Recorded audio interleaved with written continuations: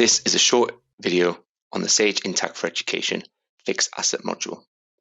The module itself appears in the application picker in Product.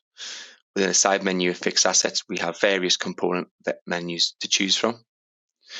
In terms of creating new fixed asset types, the first thing that would need to be done within the fixed asset module is to create what is called the book details. Now, the book details are what defines how long a depreciation posting will be and how frequent the posting will be. As an example on screen here, we have 3 monthly posting types and 2 annual posting types. Additional book details and types and methods can be created per the user's preferences, and these will be set up during implementation for testing during the UAT phase. In terms of the methods that we have available, majority of the ones that have been set up previously have been using a straight line depreciation method, but if you needed to, you could create your own methods and formulas for calculating depreciation. Once a book detail has been created, an asset class will then need to be created. An asset class will define the categories that your assets will fall under, such as motor vehicles, buildings, computer equipment. And these asset classes are then linked to the book detail that you created in the previous step. So over here on the right hand side, we have motor vehicles is set up as a 48-month depreciation method, and computer equipment is currently set to 36 months. You can create, and IAM will implement as many combinations of these books and details as per required. The asset classes also drive the double entry posting within the finance system. As you can see here, we have an accumulated depreciation GL account and a depreciation expense GL account for balance sheet and I&E postings.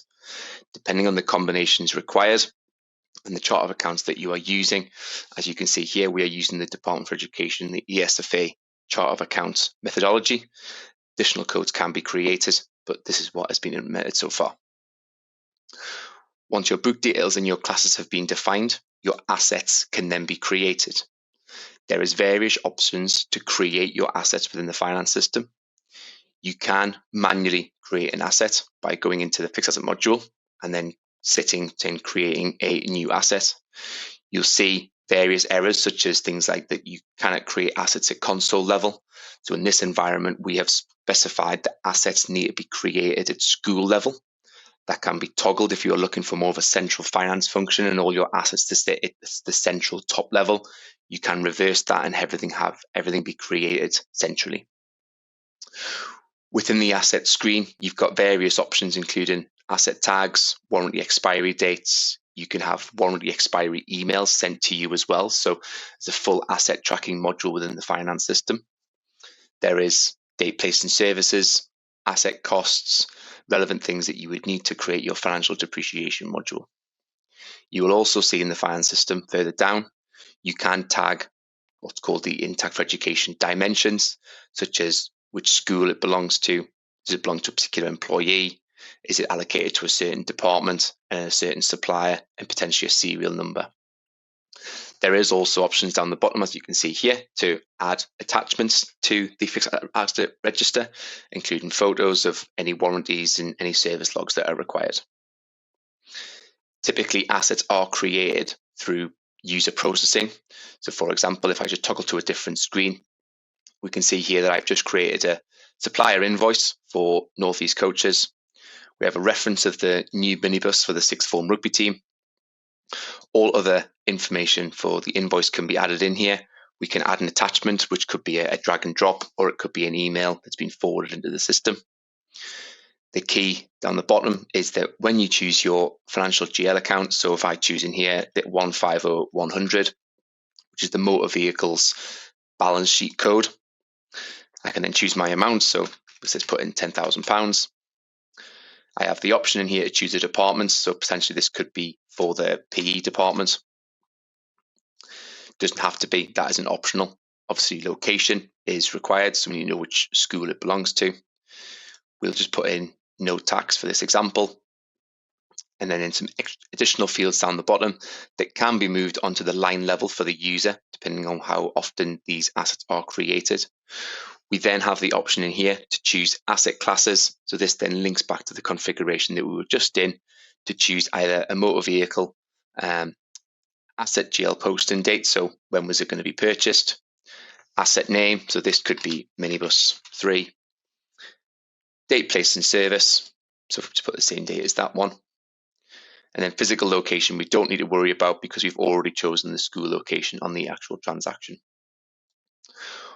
Once that invoice is then potentially submitted through for approval or requires no approval at all and post straight into the account, it will then validate and it will then create your fixed asset in the background.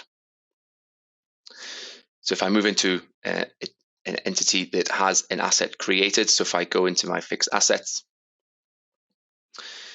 in here we have a Dell laptop setup for the head teacher and an Acer laptop setup for the deputy head teacher.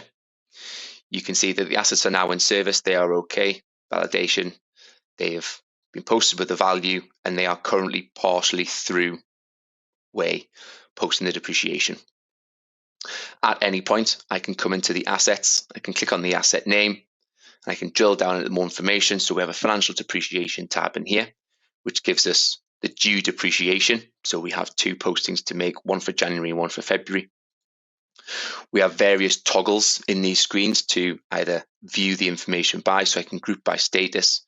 This then gives me all the potential depreciations that the program is then going to make. I can reorder it by posting date. We can see assets that have already been posted. We have other various tabs within the assets, so we can review asset information. We can review insurance details, and we can also review sort of information in terms of an audit log as to when this asset was created, when it was validated, and when the depreciation schedule was then created. If an asset, for whatever reason, is taken out of service, or it is disposed of, or it is sold, we have options at the top of the toolbar to dispose of the asset, which will then ask us for a general ledger account to reverse the postings. More often than not, hopefully, the next stage once an asset is being created is to then run the depreciation. So again, within the fixed assets module, we can go into depreciation schedules, which houses all the planned postings for all the assets in Sage Intacct for Education. Within here, we have 2 assets. So we've got the head teacher laptop and the deputy head laptop. There is 4 postings required for January and February. I can edit this view and change the filters.